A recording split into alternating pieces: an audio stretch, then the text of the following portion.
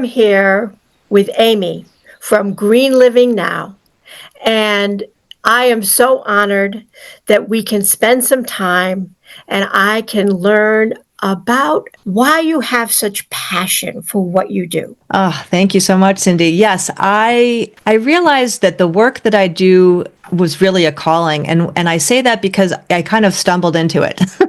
I think I don't remember if you said you grew up in Connecticut, right? I grew up in New York City, and I was definitely a plant out of place there, but my mom was really into nutrition. My stepfather was a chef, and I learned to cook at a really young age, and I've been cooking from scratch ever since.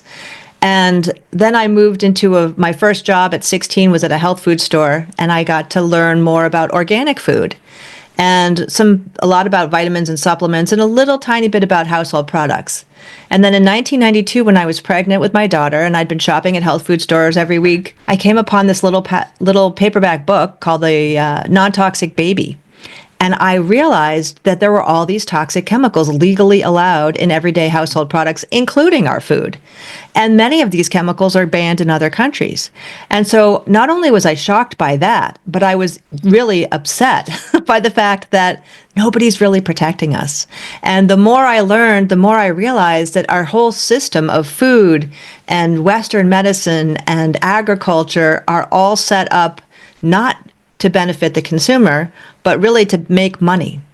And that was kind of a startling awareness. And I launched into this big research project, which back then there were not nearly as many resources as we have today. We certainly didn't have the internet like we do today. And so I figured out, okay, so here are all the things that are toxic in my home and my food. I'm going to get rid of those and replace them. But then the question was what to replace them with.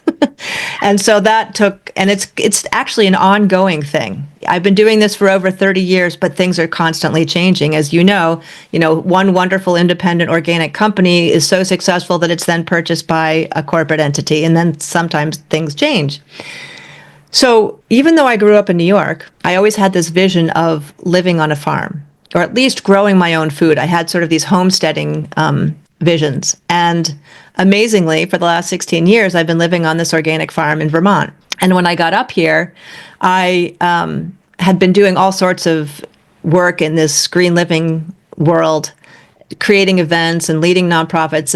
And then I got actually hired by Seventh Generation to be the founding executive director of a nonprofit that they started a bunch of years ago to look at the household toxins and test them, particularly the natural products, test them to see what kind of indoor air pollutants they might be contributing to our living space. And I moved on to have incredible opportunities and constantly sharing information that I learned. That was the big passion, was every time I learned something that I knew could help, I felt compelled to share it.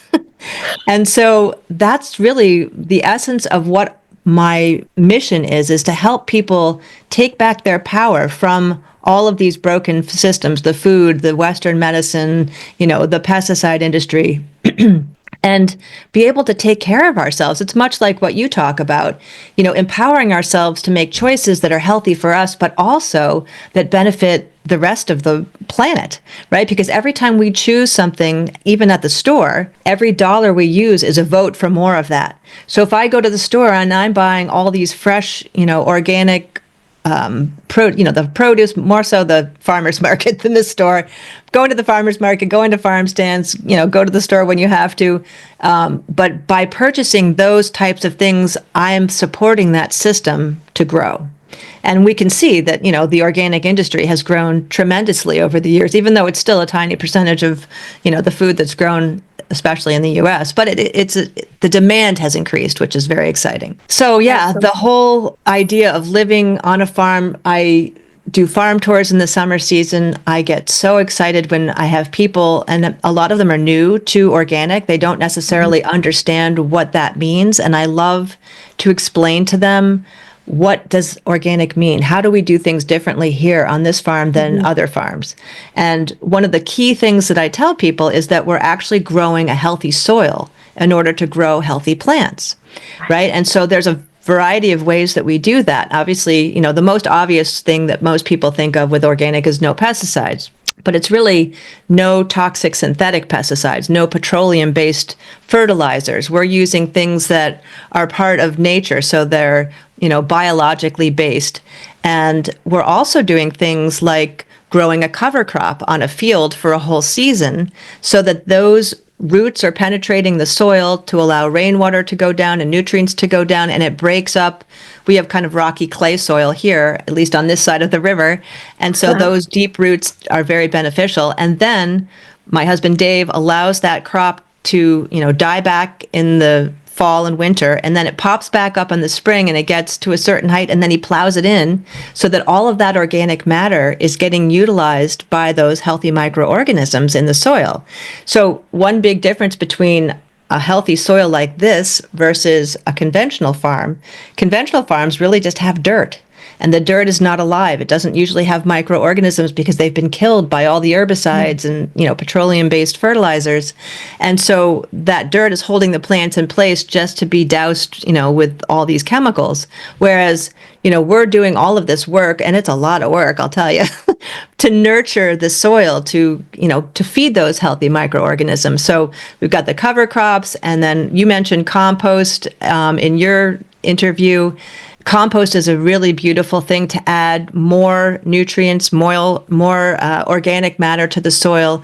And so we're doing things that are actually helping the soil survive through different kinds of climate change. So one of the things I've noticed was Rodale Institute has done a study that showed that actually organic soils, or soils on organic farms, tend to be able to deal with drought a lot better than conventional. And you build the topsoil too, which is something that we've lost in, so many different ways because of our monocropping, growing one huge crop of one thing, across all these acres and acres, and then spraying it with all the different chemicals and feeding it with chemical fertilizers. And you really talking about soil actually is in crisis in America. It is, absolutely. We started with 15 feet in the middle of the country of organic material. Oh, that's heartbreaking. Built over generations and generations of all the, the herd animals that were right on the plains.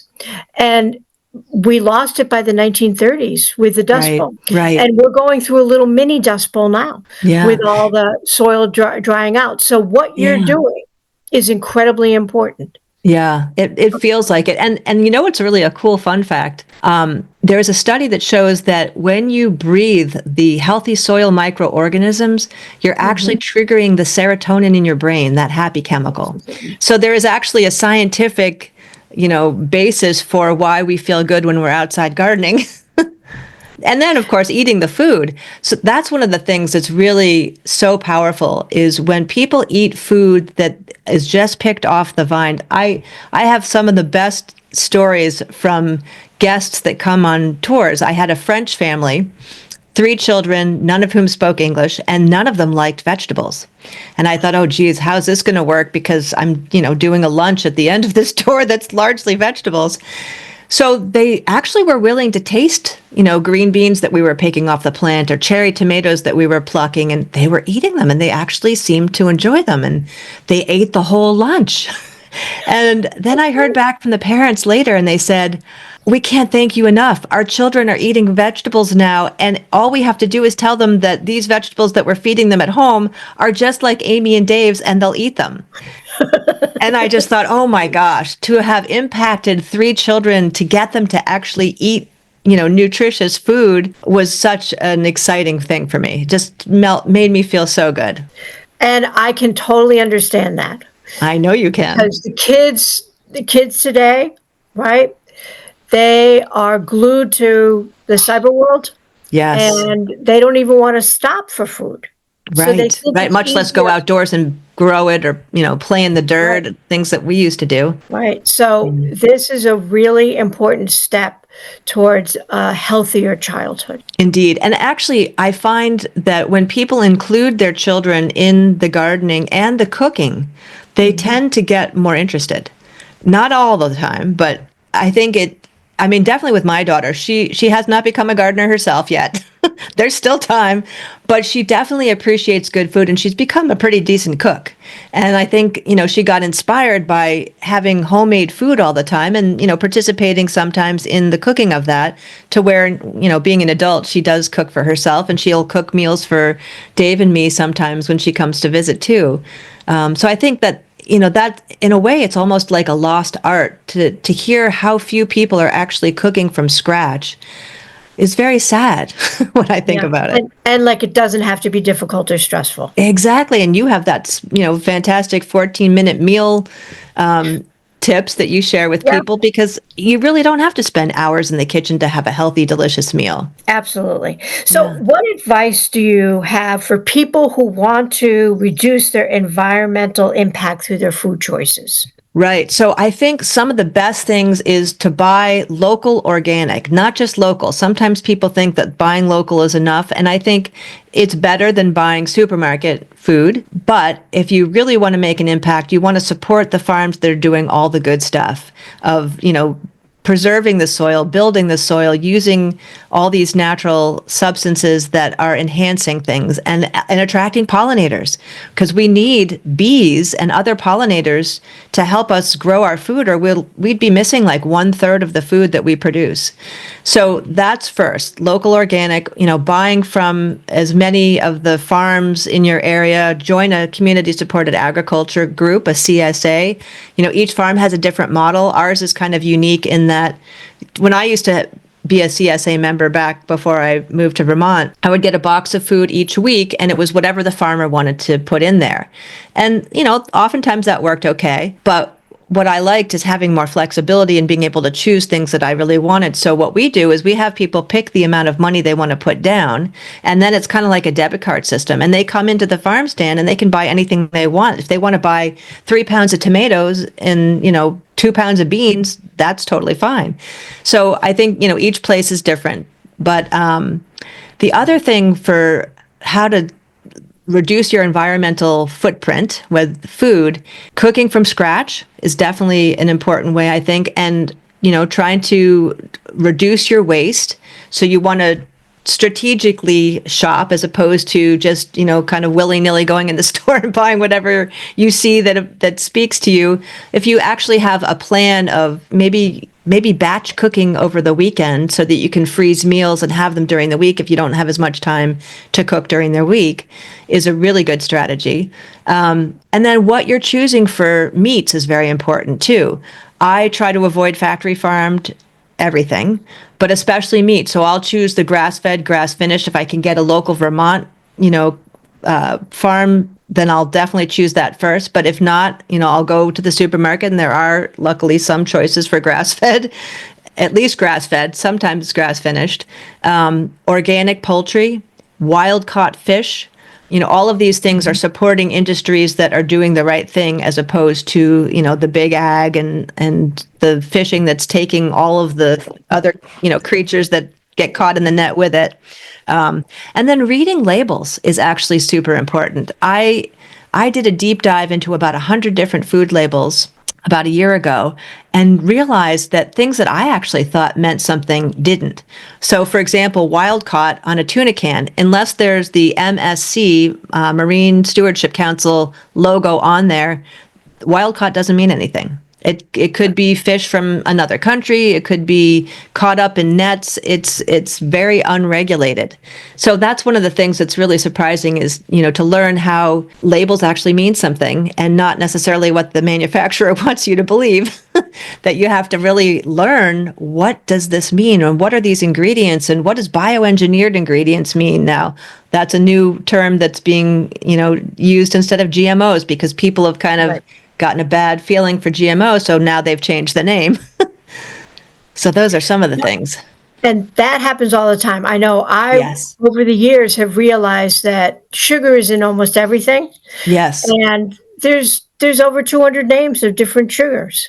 Right. And high And fructose corn syrup is everywhere, and that stuff is nasty. absolutely. So, as an educator, as a person who really wants to touch other people's lives, Yes. what are some of the, if you could just tell us a few wonderful stories about, how that has rewarded you in your life? Sure.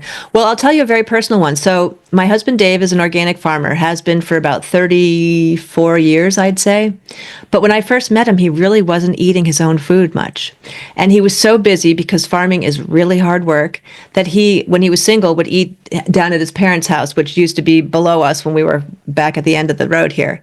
And his mom was a good cook, but she was cooking, very conventional, sort of mainstream stuff.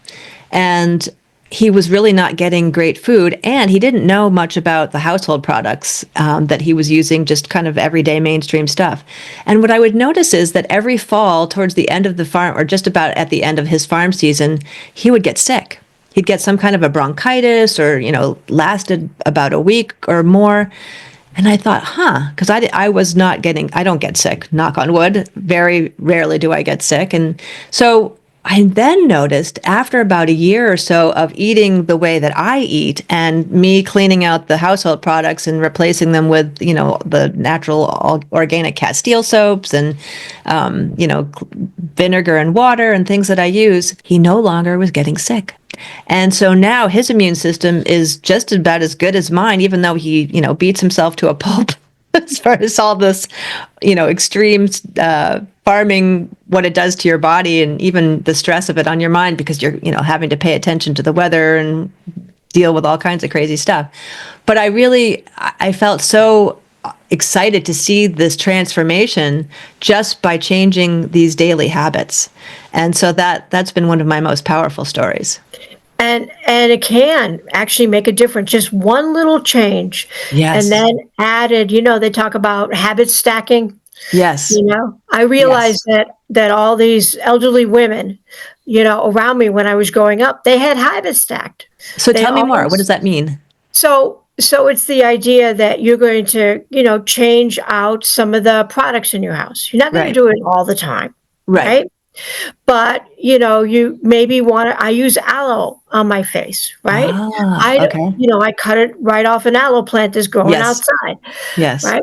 But you can grow it inside. I do, actually. I have a big aloe plant inside.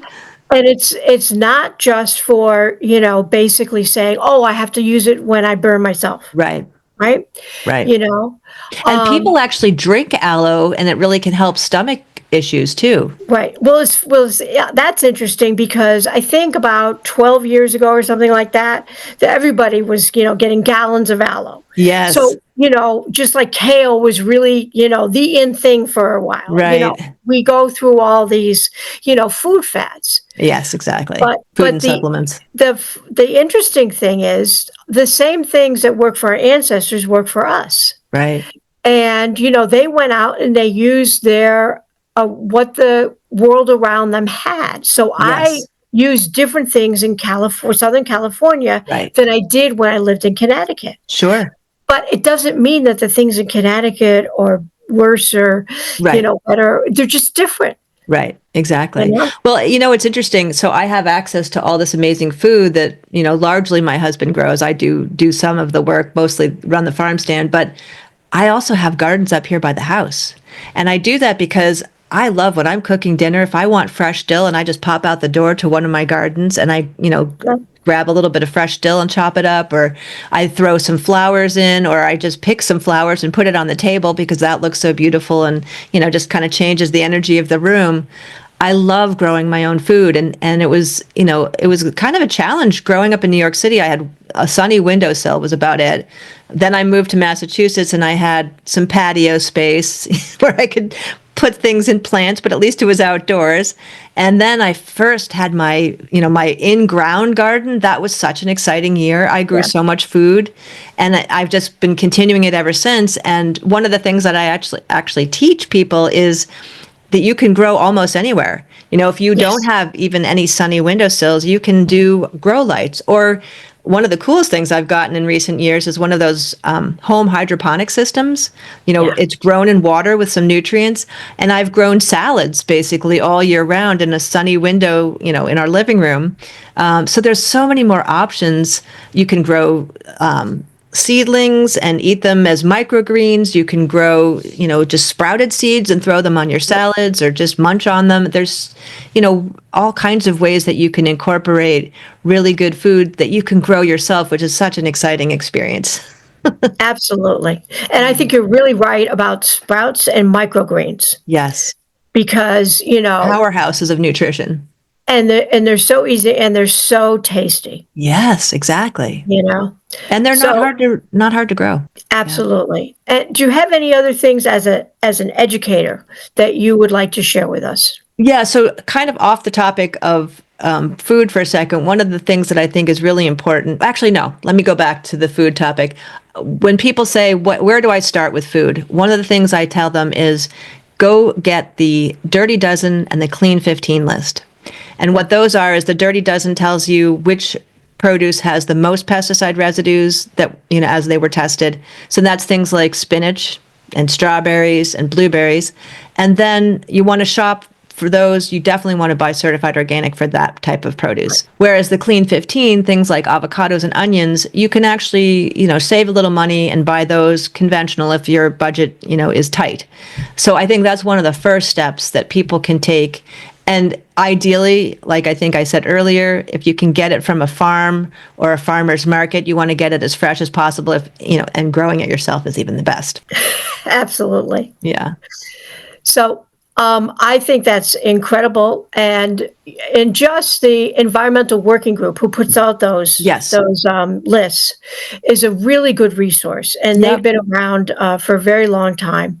Yes. And I actually have that list in one of my free resources. I have a free 5-day green living challenge, and one of the challenges, I believe it's the first or second lesson, has that list available. So if anybody is interested in that, they can certainly claim that and get more tips on other things they can do in their home too.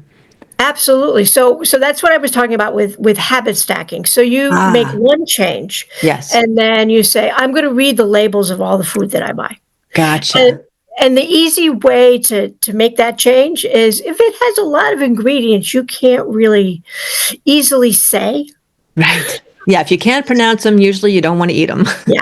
So you pretty much know when you go pick up some produce and you see a carrot, it's a carrot. Exactly. Right? There's nothing else. There's one ingredient. Yeah, Cindy, that is such an important point because one of the things I've discovered actually recently, I did a little deeper dive into what are natural flavorings because you'll see that sometimes even in organic food. And what I realized is that even with certified organic, sometimes those can be synthetic, not necessarily as toxic as the ones that are in the conventional food, but if they don't have access to organic vanilla bean, for example, they can use, vanilla flavor or mint or cocoa or what have you. And so that's like a whole nother level of having to figure out what is in your food and trying to avoid the things that, you don't want to eat processed organic food, which I've been guilty of. Actually, I tried the Doritos that are made with organic ingredients, and I was like, yeah, those are pretty tasty, but it's not something I'm going to eat on a regular basis. Right. No, I can't. I just had to give them up because you had them too? Yeah, no, it's like they knew the perfect food for me. Yes, they're so addictive. Yeah, they're made to be addictive. So exactly. I said, I can't open them up because I'll just indeed. eat them. And that is the case with most of the food, right? It's designed almost like cigarettes were to be addictive. Absolutely, it's designed. Yeah. No, I'm serious. The best food scientist of our generation went into working for, corporations because they're good paid jobs. I'm not, saying they did it maliciously or anything. Right. They probably didn't have ill intent. I think, they probably thought they were doing something good, but hard to say. Addictive food is addictive food. Yeah, exactly. And especially if it's unhealthy. I mean, that's the key, right? If it's addictive because it's got all this extra salt and sugar and MSG and other things that make you want to eat more than, that's one of the problems I see is, what is it? 60%, 70% of US adults are obese. Yes, more than that. Most people are on pharmaceuticals. there's a reason why. Right. And a lot of it has to do with our food and the household products and the lifestyle choices that we're making. And so we don't have to be this sick and overweight. We don't need to have, heart disease and diabetes and cancers and all these different things that are, running rampant in our country. Right. We can So make some just, changes.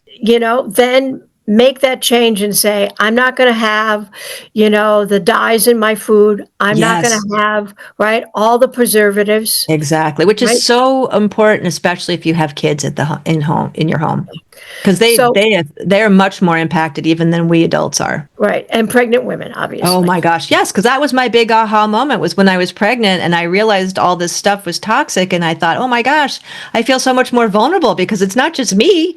I'm also growing this other living being, and I don't want the things that I'm choosing to negatively impact this beautiful soul that, came through as my daughter. Yeah. So, is there any other things that you want to leave people with that, you think are really important to understand?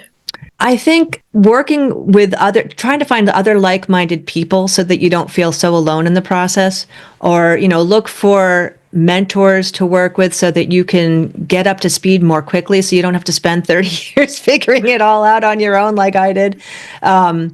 That will make the process so much easier. And, there's lots of free resources out there. I mentioned the 5-day green living challenge, but I also have a free 7-day gardening guide that people can use to start Oh, growing that's great. stuff this season. And there's a Now, third resource that's the top 10 toxic chemicals in your home. So all of those are free resources that people oh, can check out. that's wonderful it's so important that people not just get information. Right. You want to That utilize it. absolutely. And that's the other Exactly. way to make that a habit. Okay. Say, Indeed. I'm not going to waste food in my refrigerator. I'm Right. not going to put lots of toxic stuff on my face and body. Right. Or what your laundry detergent is because you're exposed to Right. that 24/7. I was just walking my dogs the other day and I could smell my neighbor's laundry, that sickeningly sweet conventional product stuff just floating into the air. And I thought, oh, I need to talk to them about this. Yeah. Yeah. And what's interesting though is you can grow your own soap. I grow soapwort. Oh, And that's right. I've done that before. I'm going to try that yeah, again. That's a yeah. great idea. That was Because fun. I reuse water all the time for my Well, for especially my living in garden. California. Yeah, I have to be very all the Yes. rainwater comes down. I put it in little tiny containers and I like Oh, stack them up and wow. everything, you know, Wow. because we don't have a cistern. But, Yeah, if there's a will, there's a way. I And agree. make it fun, make it Yeah. beautiful, you know? Yes. Yes. And Right. I think, It's a mindset shift. I think what you're saying, yes, Cindy, is that instead of looking at these things as drudgery or fear based or like, oh my gosh, I'm so overwhelmed. I've had over the years periodically people will say to me, oh gosh, everything causes cancer. Why should I bother? And right, my feeling is because we can make a difference. And I've met people like people with chemical sensitivities that have changed their lifestyle, changed their food, gotten rid of the toxic products, and then done some work on their emotional trauma, because that seems to be a critical piece here. They absolutely. have gotten rid of these issues. They're healthy and Yeah, strong. So I yeah, know that it works. I mean, beyond my own experiences, just, meeting other people that have been doing the same thing and they started out way worse than thankfully I have not had a chemical sensitivity or an autoimmune disease like many of these folks that I've talked to. and all those diseases are rising besides Oh diabetes gosh, and all yes. the rest of the things, but this can all be controlled Indeed. And by that's the thing I want changing people your to take lifestyle. away. Yeah, that we have power, that we are not victims, that we can choose to make, small changes each day. They build over time and you get this satisfaction of like, oh, wow, I did that. And that felt really good. And then if you have kids and other people around you that are watching you transform before their very eyes, that's very inspiring. Absolutely. So Yeah, we can all flourish together, right? exactly. And save this planet that we've been gifted. You know? Well, I truly believe that we can, by our lifestyle, make an impact. Oh, I Now, agree. it's, it's not going to change everything. We're not going Right. to be able to, if the oceans change, Right. All the right, plastic that we're levels, or being, all the, yeah, you know, but yes. think about the fact that how many people microwave in plastic? How many people use water bottles? Come on. Everybody can use a reusable bottle, filter Yeah. some water. Glass or stainless steel. Right. Exactly. You don't Yeah, the need to plastic have problem that. is definitely huge and a bit overwhelming. And like you said, there are solutions. Like there's all kinds of suggestions of things that you can do differently in your kitchen around getting rid of plastic.